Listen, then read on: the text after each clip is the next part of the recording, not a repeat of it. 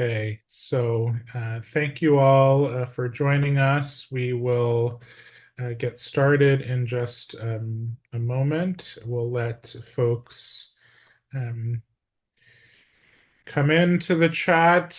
Great to be with you all today. My name is Kyle Christopholo with Churches for Middle East Peace, and we're excited to have two conversation partners today as we wrap up our webinar series that we've been hosting over these past 4 weeks that have looked mostly at the situation facing Christians in Palestinian Christians. And so grateful that today we'll get to learn more about the Armenian community.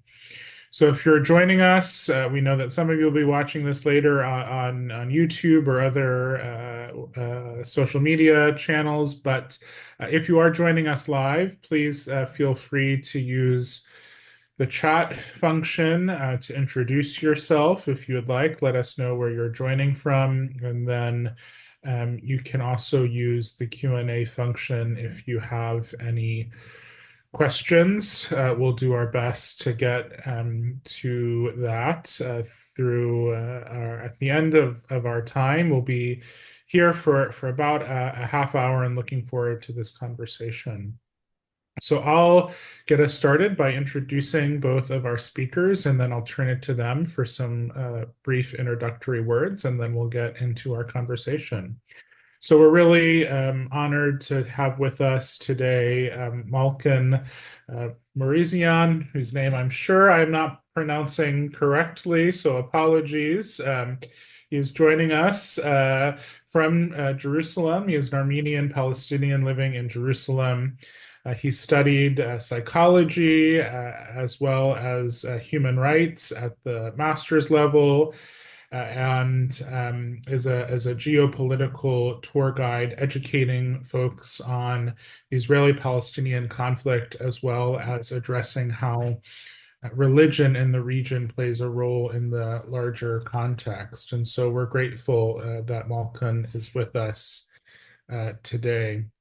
I'm also joined by my colleague, Chris Huth, who recently joined CMEP a few months ago as our our project coordinator for the executive director and communications coordinator at Churches for Middle East Peace in our DC office. He grew up moving back and forth between Berlin, Germany, Beirut, Lebanon, and New York City. He is also of Armenian heritage and has been part of the Armenian Youth Federation for over 4 years now. And he recently published an article about the Armenian Quarter of Jerusalem, which is slated to be published in the Sojourners magazine this December. So really grateful to have both Malkon and Chris with us today, and looking forward to this conversation. So Malkon, maybe I'll just turn it to you if there's anything else sort of by way of introduction. We've been highlighting over these past 4 weeks particular cases of the Christian community in Palestine and ways that the political situation, the occupation, the Israeli military court system and detention has impacted Christians specifically. Of course, we know that it does not just impact Christians, but this webinar series has focused on that. And so, one community that we have not yet been able to highlight through this series is the Armenian Palestinian community. And so we're grateful that you're here with us. And if there's any sort of introductory comments you want to make before we get into the conversation, the floor is yours. Thank you, Kyle, for allowing me. So you mean comments about any introduction about myself? Yes, Just yes, in general? yes, yes. No, what you said is more than enough.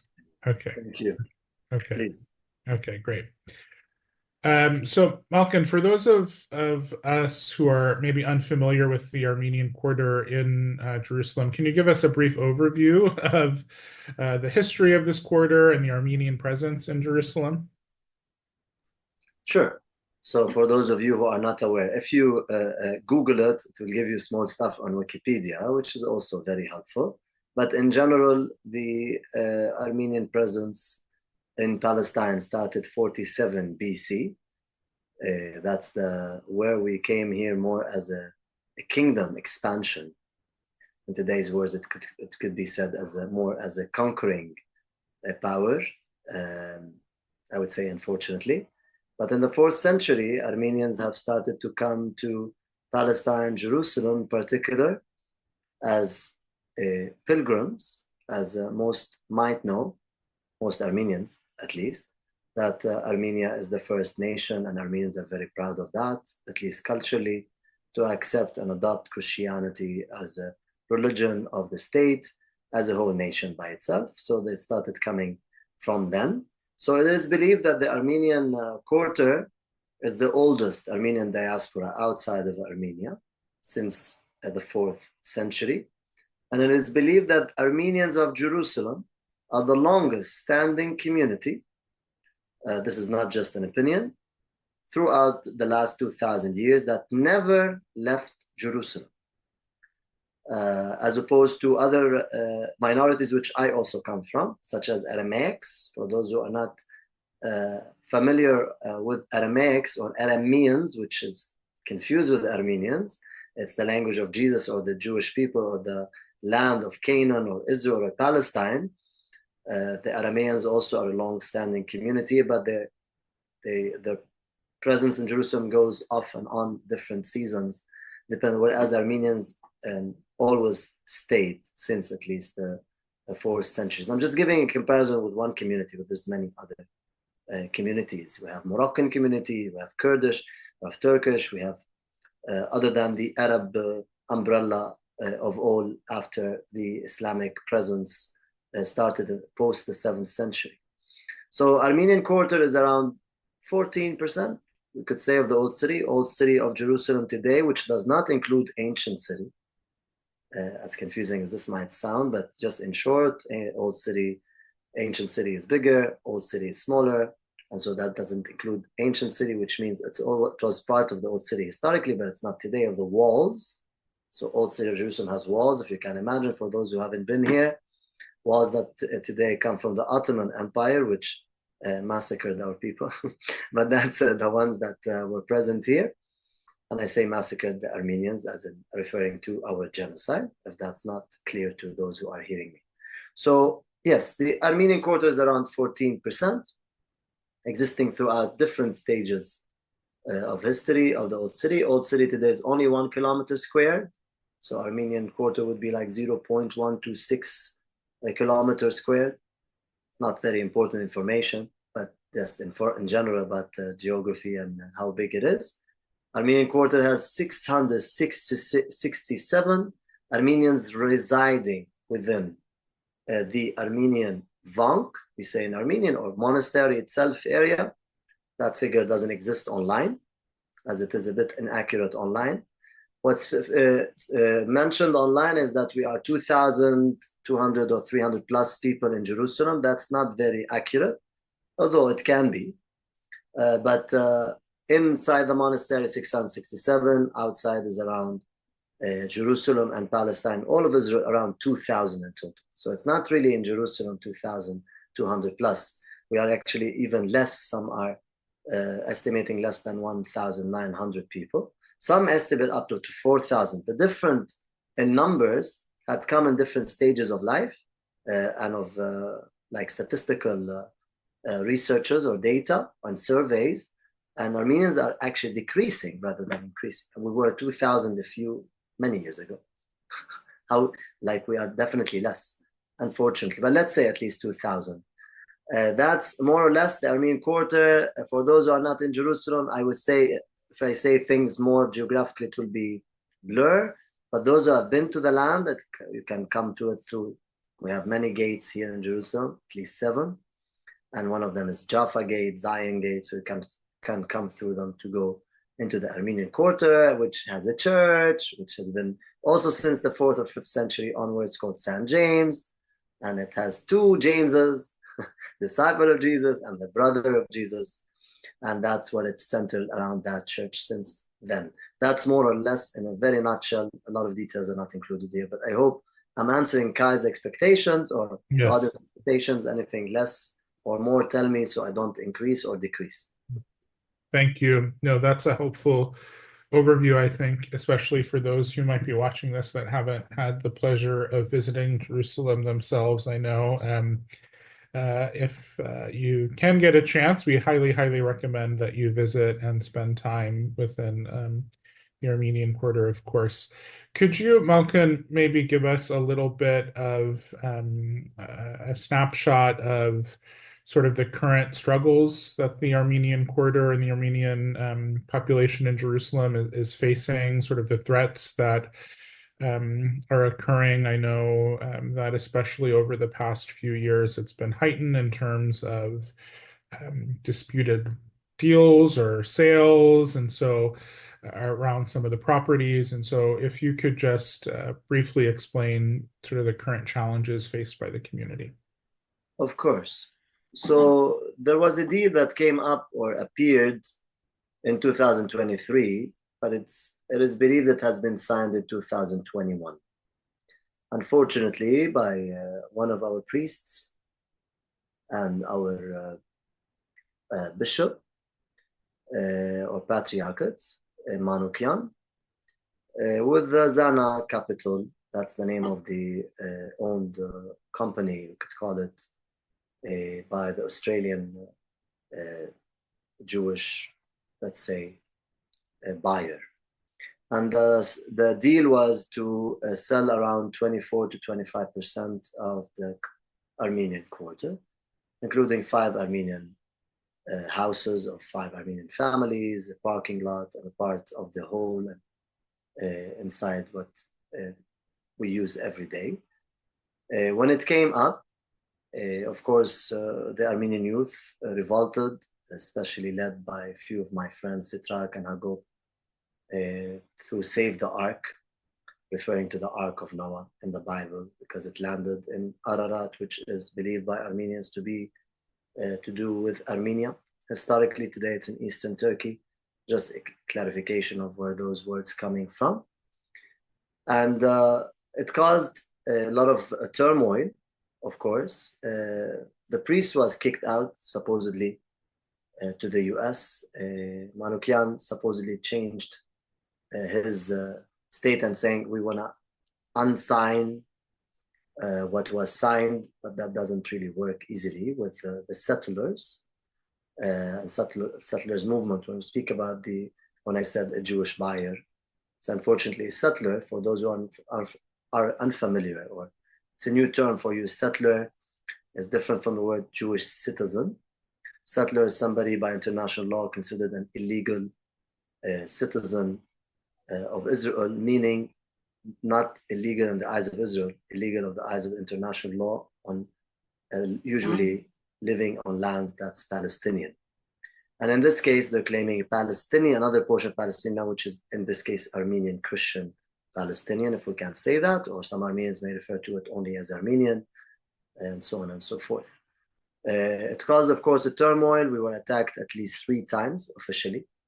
All those were settlers, dogs, and more. And some of us, or some of the people who were there, were taken to the police. They were the ones taken to the police or put to jail. Some were released instantly, some took a few days, and so on and so forth.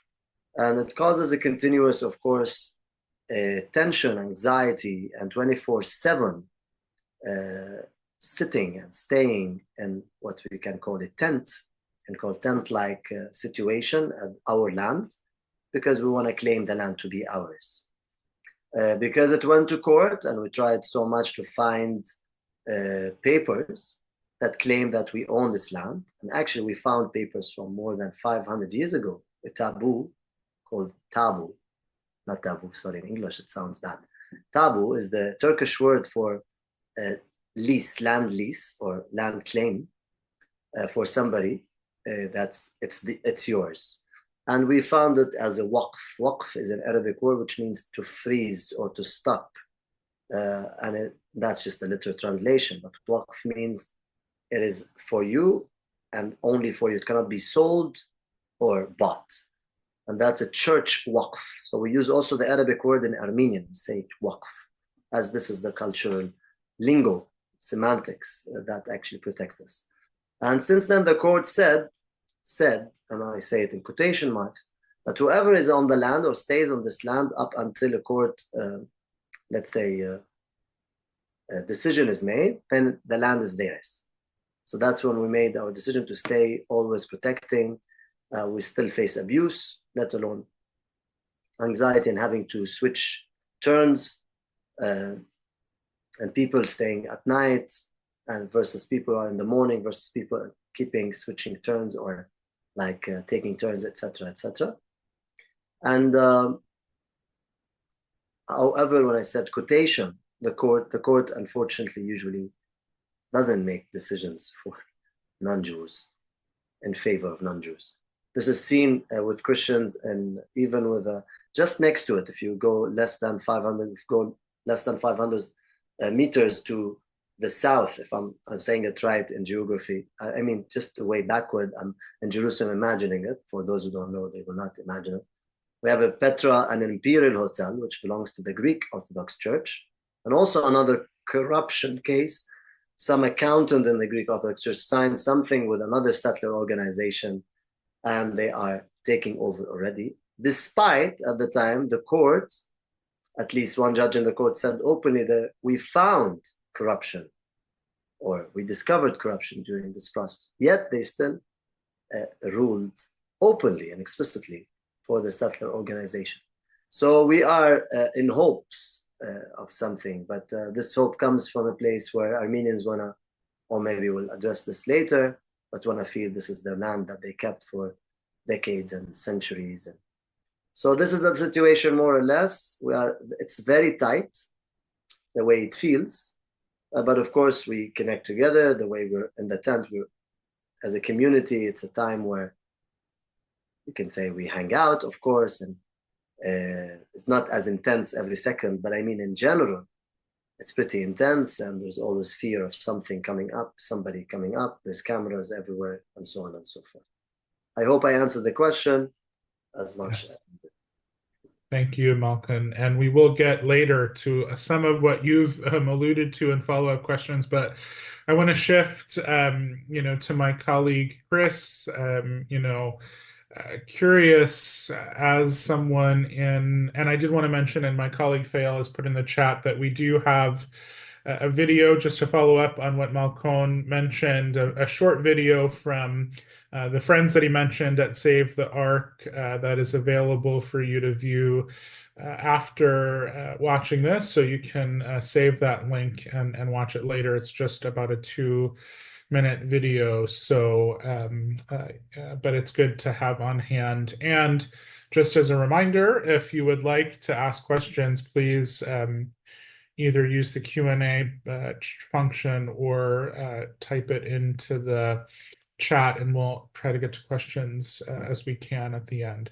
So, Chris, I wanted to turn to you as someone of Armenian heritage who's based in the US, but still feels very connected, of course, to Armenia and the situation. I'm curious if you could sort of share a bit about advocacy from the diaspora. What is it sort of like for you as a young a person of Armenian descent who is based now out of the US, but still connected, of course, to the struggle and the people? Just sort of share a bit more of what that looks like for you.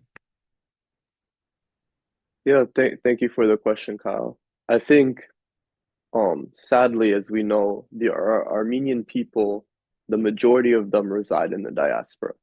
And what is modern day Armenia is only a small piece of what we consider our historical homeland. In fact, most Armenians arguably do not. Their family lineage does not trace back to the land that constitutes the modern nation of Armenia. Most of us are from what is now Western Turkey, including myself. And so, since the Armenian genocide, which, people argue when it really started, but let's just say 1915, the Armenian story has been one of loss of land, loss of heritage, loss of people. And, we saw this again, obviously, with the loss of Artsakh, Nagorno-Karabakh. And for us in the diaspora, it's really becoming almost the case of stemming the bleeding and stopping the loss of monumental historical land and heritage, particularly when it comes to things like the Armenian Quarter in Jerusalem or the many churches, monasteries, and other historical pre-Christian historical sites that exist within Nagorno-Karabakh / Artsakh. And so for us, the advocacy is very much focused, again, on maintaining that presence. We're a very small people throughout the world. It is only estimated that there are around 11 to 16, depending on who you ask, million of us. And as Malkon stated, only 600 plus people probably live within the actual monastery compound of the Armenian Quarter, which is one of the oldest or the oldest surviving diaspora community that we have. Furthermore, we also serve as key holders to the Church of Nativity, you know, the church where that was supposedly built where Jesus was crucified. And so our Christian heritage, our important lineage to the land, to the Holy Land, that cannot be disrupted. So from the diaspora efforts, it's really in two ways. It's raising awareness. Many people, including many Armenians even, did not even know an Armenian quarter in Jerusalem exists. I mean, there's only 4 quarters in the old city, a Jewish, a Muslim, a Christian, and an Armenian. So how special is that? So first and foremost, raising awareness about these issues, saying we exist on this land. We have been there for 1,300 years since the establishment of St. James Monastery, and we want to continue being there.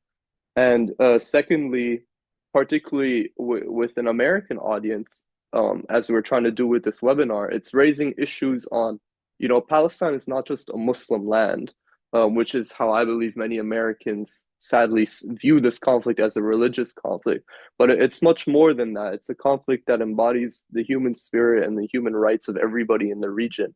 And Christians, as such a small part of the population of the Holy Land, particularly in the West Bank and in Jerusalem itself, are continuously under threat. And that's something a lot of people do not understand. So again, we have the Armenian National Committee of America, the ANCA, which advocates for these efforts on the Hill. And so it's, again, it's similar to our work that we do here at CMEP, talking to congressmen, raising money.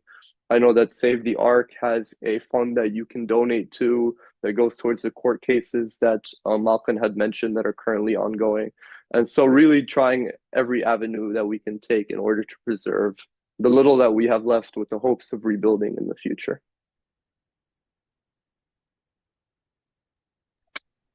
Thank you, Chris. Appreciate that overview. Malkon, I want to turn it back to you. I know that in your professional life, among the many things that you do is being a geopolitical tour guide. And so I'm curious, how do you see the issues facing the Armenian population in Jerusalem sort of relate or fit into sort of the larger context of the conflict, of the situation, especially facing the Christian community throughout a Palestinian Christian community in Israel and Palestine? What are sort of the areas of overlap, or, you know, sort of how does it fit in within the broader context? Of course, a very obvious question, Kyle. Well, Armenians in 1948, 10,000 of them were kicked out, including my own family. A lot of our history was also taken from here. And Armenians until today are treated with a lot of degradation because we're not Jewish. So we're treated as Palestinians. For me, it's an honor to be Palestinian. Many Armenians don't see it as an honor. And that's okay. Nobody want to be on the victim side or on the side that gets more persecution. Armenians try to hold on to their Armenian identity to feel more maybe dignified or valued by the Israeli community at the social level, which has a level of it. We might address later if that's something relevant. 50,000 Palestinian Christians, I'm just starting with the background, were kicked out of 1948. and the rest of another 700 plus thousand Palestinian Muslims. How does it fit into the broader context? I hope those comments alone speak out, because they're never resolved. Not because we're just speaking of old history, because Israel still kicks out people until today. Whether Christians, Muslims, or Armenians, Greeks, Aramaics, Turks, Kurds, whoever people here identify. I said Turks and Kurds in North Africa, Central Africa, that's all part of the Palestinian fabric. I'm not referring to the Ottoman Empire. People still get kicked out, losing houses, losing homes. Different cases. West Bank, at times, they just simply claim that their whole area is a firing zone or a nature reserve by the Israeli military, so it's taken over.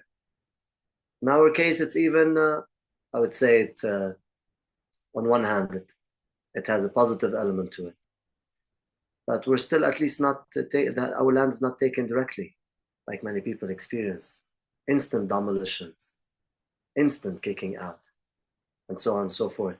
Or today in Gaza, what's happening, especially in the north. But this is how it overlaps or how it's connected. It's the same story, but it just appears in different format. Most people who are not inclined with what I call justice, humbly referred to as simple justice, they say, oh, it's complicated. So they see this as complicated. And I say it with a tease, because I challenge people's conscience. If you see certain injustice as complicated versus other injustice as simple, weird. Anything that's theft and claiming someone's land is not complicated, it's injustice. But humanity has lost a lot of its conscience. Maybe it never had much of its conscience anyway. We're still evolving into a conscience. And that's where we lose those elements of connecting to peoples who are the oppressed or the perpetrated against. In this case, Armenians of Palestine. Even the Armenians of Israel, some of them stand in our cause of what's happening. Some of them assimilated into the Israeli community. And just to elaborate slightly on what I mean by Armenians of Israel, they are the Armenians that came in the 90s as Jews. And they cannot come in without being Jewish, because Israel doesn't allow people to have citizenship here if they're not Jewish. That happened at least after its establishment, post the year of 1948. So Armenians who came here after the 90s, they say were Israeli. Some of them assimilated, even lost the ability or the language and culture. And so we have also tension sometimes between the Armenians of historic Armenians, let's call us, or genocide Armenians from the Armenians of Israel today. Sometimes we also have good relations, and as I said. So the overlap or the similarities, continuous colonization, just in, sometimes in different names and shapes and forms. And continuous human power to claim over another. And this another or other, especially when they don't have the power to resist back, except peacefully. But if we had the power to resist back non-peacefully, although I'm not for that, maybe it will not even happen from the first place. And that's how life works. I hope I answered. Thank you, Malkon.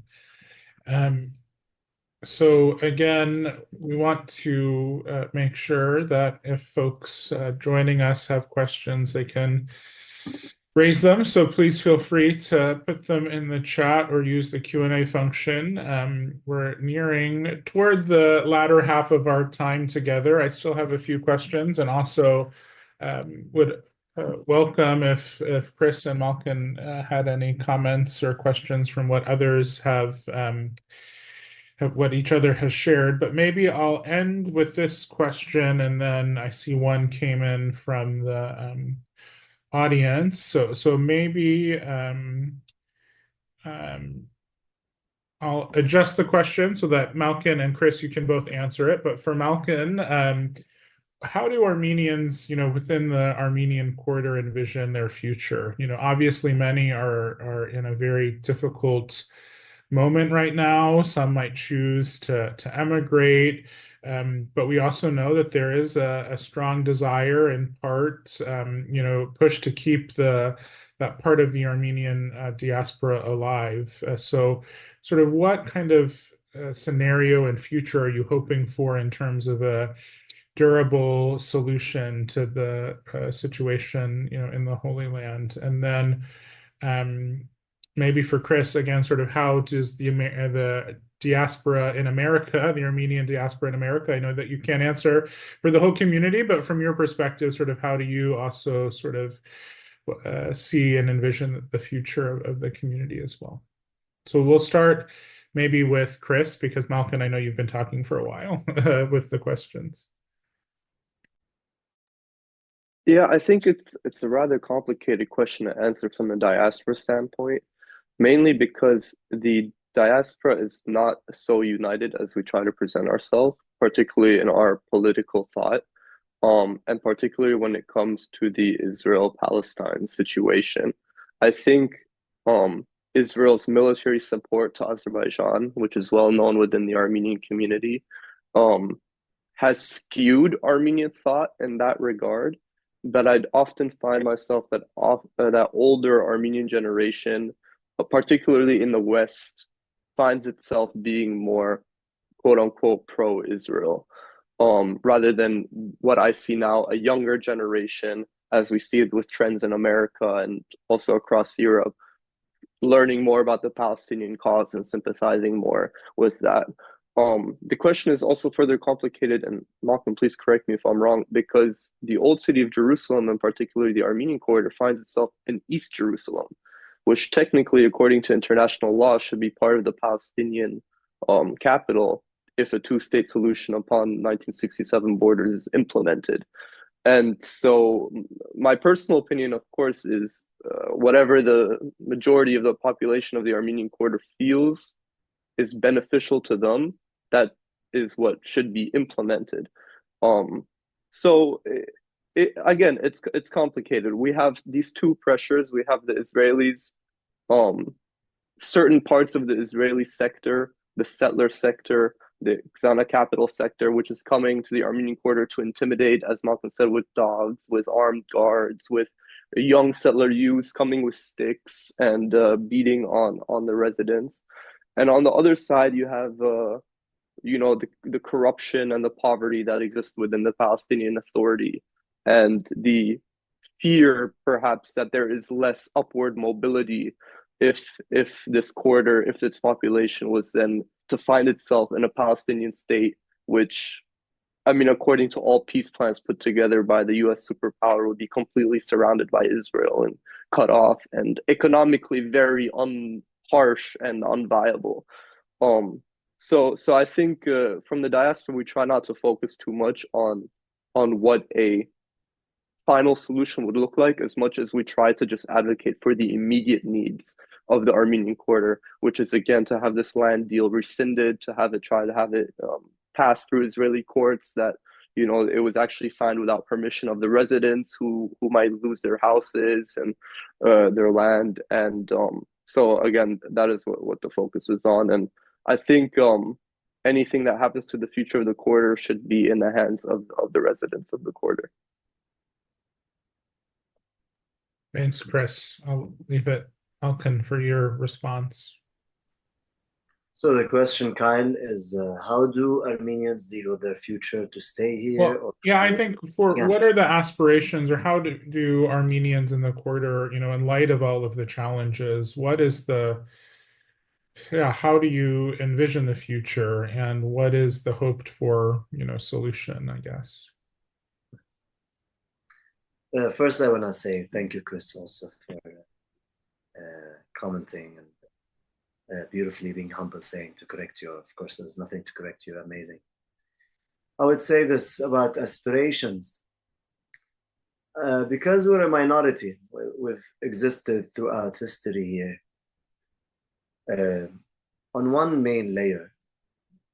We existed through being a non-interventionist or a non-interfering type of minority throughout history in geopolitics.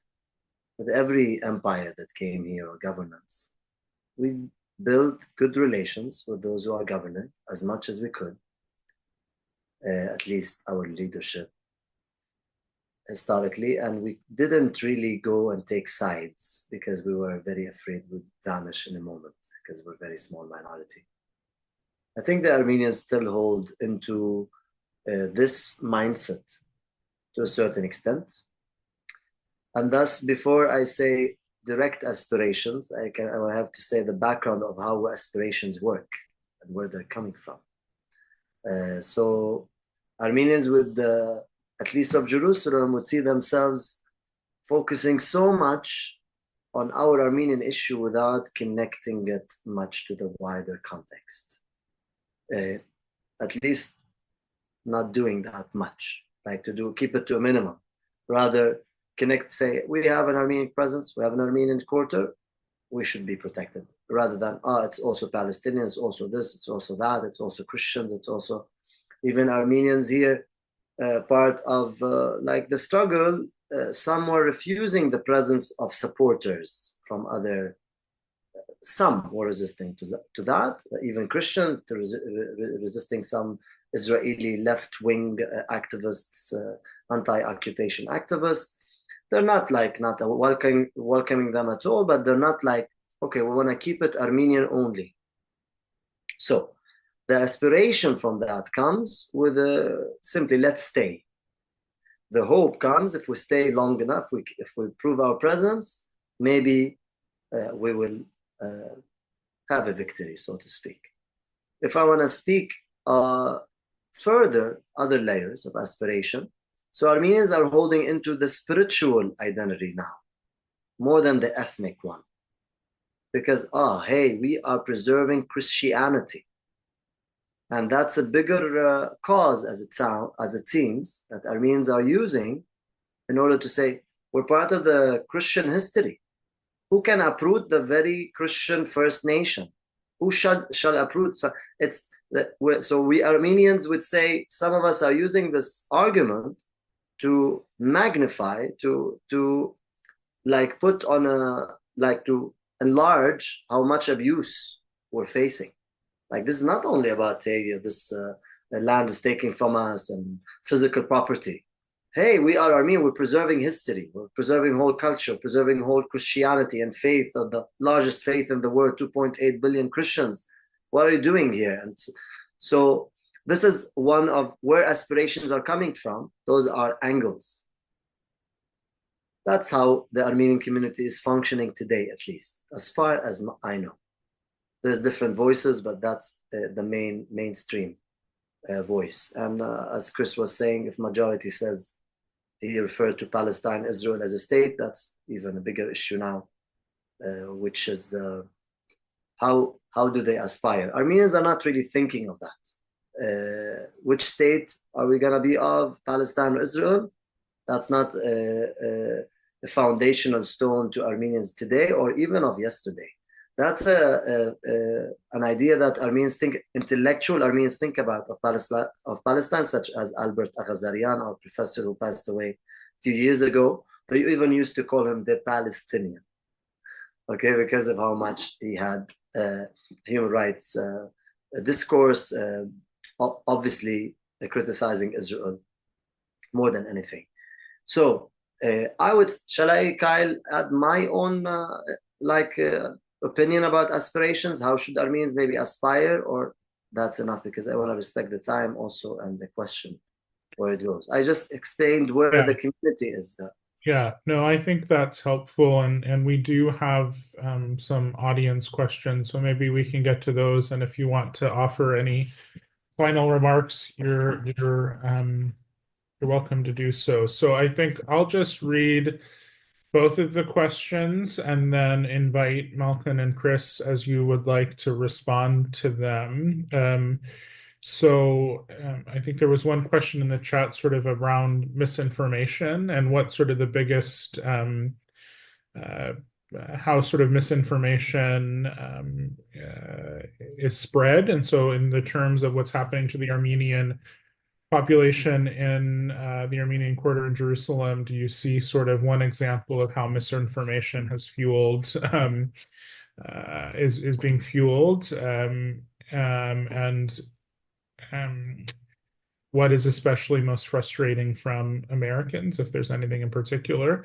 And then the final question I think would be good for us to end on is how can non-Armenians better support and advocate for the preservation of the Armenian Quarter in light of the many challenges it faces? So the first one, misinformation, and then we'll end with sort of what can be done to help support this cause.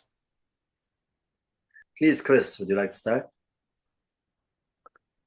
Sure. I'll address what's frustrating among Americans, perhaps, because since I moved back here to America 6 years ago and have been living here since.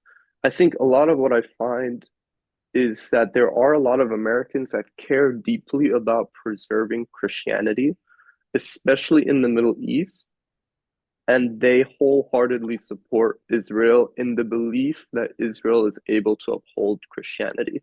But the Armenian Quarter, and to all our participants that didn't attend our other 4 webinars that we had, which showcase, again, specific cases of Israeli, contrary to international law, detention of Palestinian Christians, it becomes very clear that there is a pattern here of anti-Christian discrimination, whether it be Palestinians or, again, in this case, a non-Palestinian minority that has been residing in the Holy Land for a long time. I think what's most frustrating is if you care about these issues, there's really a deeper level of research to be done to show, to speak against what your belief is, in that Israel is the one that is preserving Christianity in the Holy Land.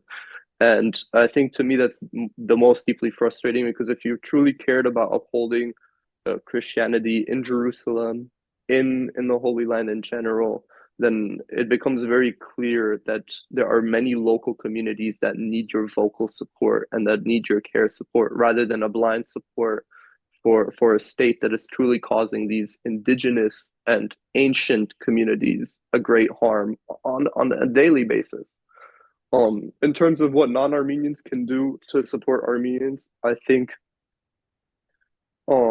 if you're politically engaged, bring up Armenian issues. I mean, the Armenian issues is tied to any other oppressed peoples around the world. We have a long history of being targeted, and our struggles are interconnected with each other and are deeply rooted with each other. So advocate for Armenians in the space where you talk about oppression, where you talk about liberation. If you're in a space of advocacy, bring up Armenian advocacy, and also simply show up to Armenian protests. I mean, Armenian protests happen multiple times a year. We have many different days that we protest for, whether it be Armenian genocide remembrance, the ethnic cleansing of Artsakh, so on and so forth. Show up, support your friends, show your city, your local city, that there is support for this community. And I think that would really go a long way for us.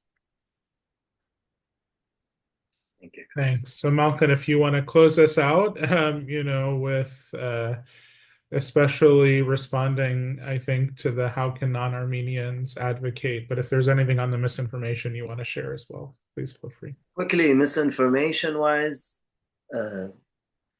there's anti-Christianism here.